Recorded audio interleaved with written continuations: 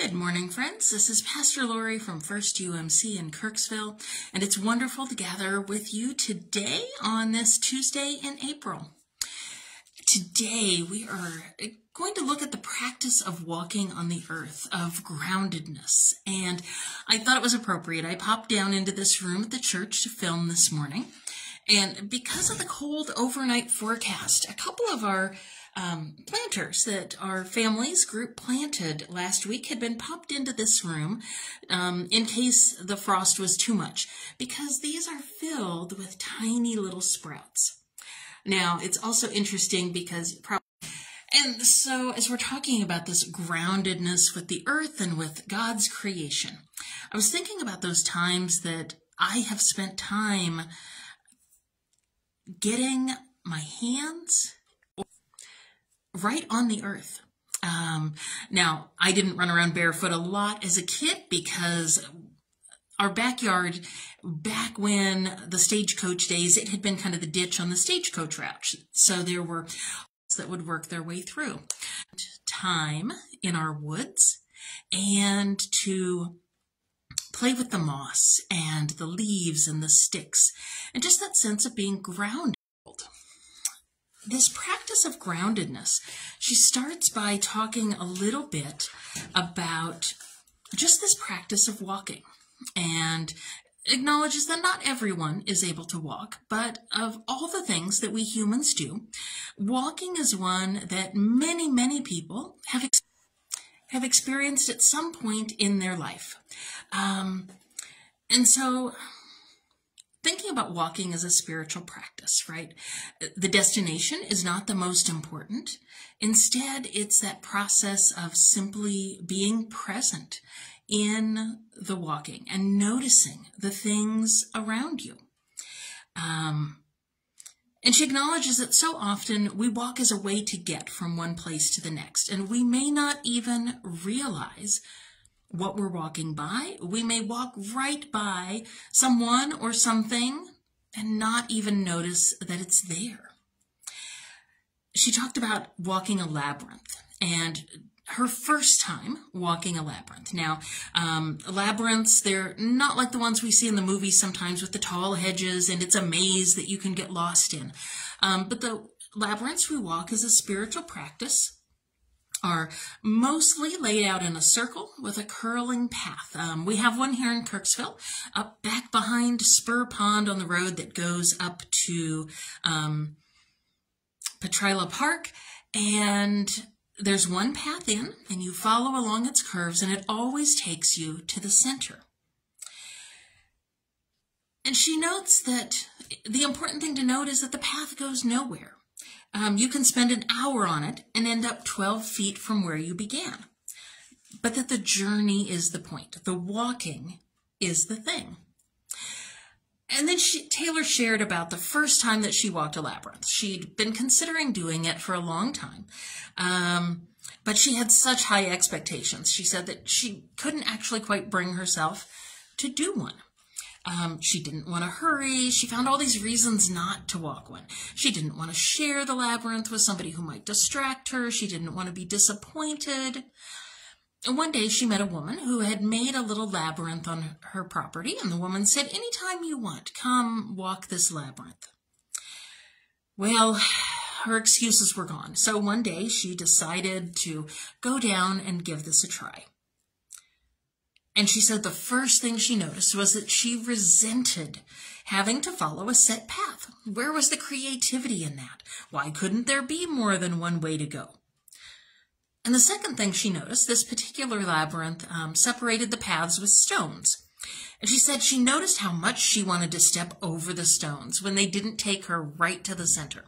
Who had time for all those switchbacks? And the destination was so close. Why was it going to spin her back out toward the edge? And the third thing she noticed once she got to the center was it didn't feel like a big deal to her. She said the view was basically the same as it was from the edge. And she was sort of disappointed. So as she stood there at the center, she thought, do I just call it a day? But she said, since I predictably follow the rules, even while grousing about them, I turned around to find my way out of the labyrinth again. Since I'd already been to the center, I was not focused on getting there anymore. Instead, I breathed in as much of the pine smell as I could, sucking in the smell of the sun and warm stones along with it. When I breathed out again, I noticed how soft the pine needles were beneath my feet. I saw the small mementos left by those who had preceded me on the path. A cement frog, a rusted horseshoe, a stone freckled with shiny mica. And she said she noticed how much she noticed when she wasn't preoccupied with getting somewhere. It's interesting, right? And she reflects that the beauty of physical practices like this is you don't have to know exactly what you're doing in order to begin. You just begin, and the doing teaches you what you need to know. And she reflected that that particular time of walking the labyrinth would not have been the same if she had been someone else walking it, or if she'd walked it on a Tuesday instead of a Saturday. If she'd walked it with someone else rather than alone, she would have walked it differently. And so that even though that labyrinth was a set path, one that she grumbled about at first, it did not offer a set experience. And that indeed, when she went back and walked it again at other points in time, each time was a little different. She wasn't quite the same. The surroundings weren't exactly the same. The weather was different. She herself had had different experiences. And she reflected that it offered a door that anyone may go through to discover realities that meet each person where they most need to be met. And that's the beautiful thing about spiritual practices. They don't promise us a guaranteed outcome, but what they do is they meet us right where we're at as a way to connect with the presence of God, as a way to connect with ourselves in the middle of sometimes a world that is very busy, or maybe the opposite, maybe a world that it seems every day is just drudgery, one day the same as the next.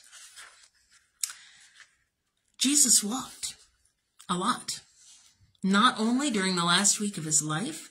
As we read through the 4 Gospels, we see accounts of Jesus walking all over the place, through the countryside, by the Sea of Galilee, walking in the temple. There's even a story about Jesus walking on water, right?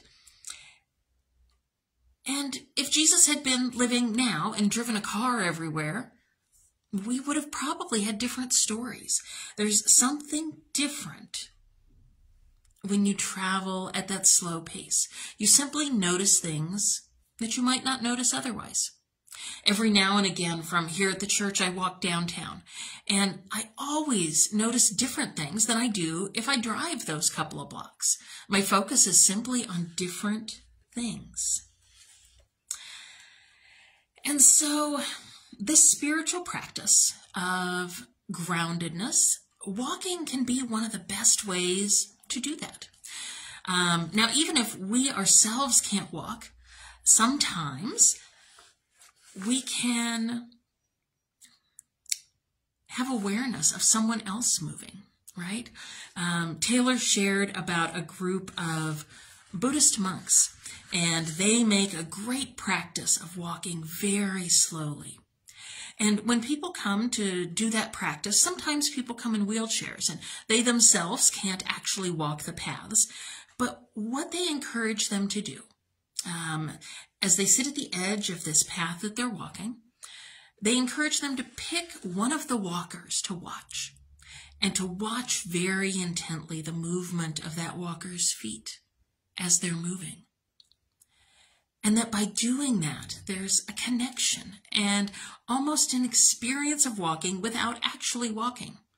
Now, we might experience that groundedness by watching maybe birds out our window, right? We can watch their movements, and we can notice How is it they cock their head? How is it they move their wings? What do they do with their feet? How do they flit from branch to branch? What are their patterns, right? We can actually kind of gain a connection. We can get to know their personalities a little bit, right? We get to notice the bird that always is nervously watching around to see if someone else is at the feeder. We get the one who just brashly flies in and expects everyone else to make room. Noticing, in whatever way that takes, is a wonderful way to tune in to God's presence. Now, you might be able to get outside and take your shoes off and just experience barefoot, even if you don't walk anywhere, just to put your feet in the grass or on some rocks. But if you can't, maybe you can simply use your hands. Maybe you could put your hands in some dirt or on some moss or something that is not created by humans, right? Maybe to pick up a flower. She notes that maybe you could take a walk slowly with no intention of going anywhere, but just noticing what you see as you wander along. She notes that it will help if you don't expect God to speak to you. Just give your full attention to where you are. Walk as if your life depended on it. Place your heel before your toes and get a sense of how different your footsteps are on different surfaces. She says you might walk in a small circle so that you see the same things over again, but then as you do, what did you miss the first time?